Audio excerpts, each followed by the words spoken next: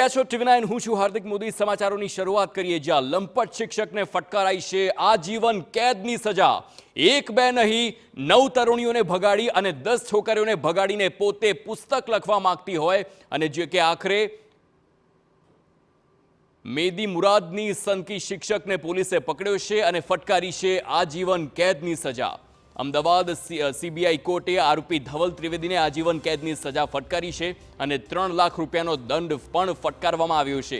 આ કેસમાં આરોપી ઉપર દુષ્કર્મ, અપહરણ અને બનાવટી ઓળખ બનાવવાનો આરોપ છે।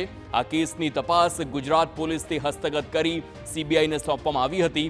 ઘટના વર્ષ 2014ની છે જ્યાં રાજકોટના સગીરા પર ધવલ ત્રિવેદી નામના શિક્ષકે દુષ્કર્મ આચર્યું હતું।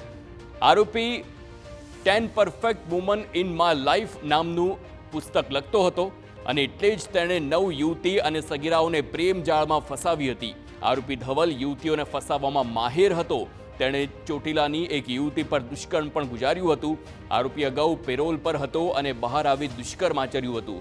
સ્પેશિયલ સીબીઆઈ કોર્ટે અવલોકન કર્યું અને આરોપી સામે ગુનો પુરવાર થાય છે અને આરોપી ધવલ ત્રિવેદીને આજીવન કેદની સજા સાથે 7 લાખનો દંડ પણ ફટકાર્યો।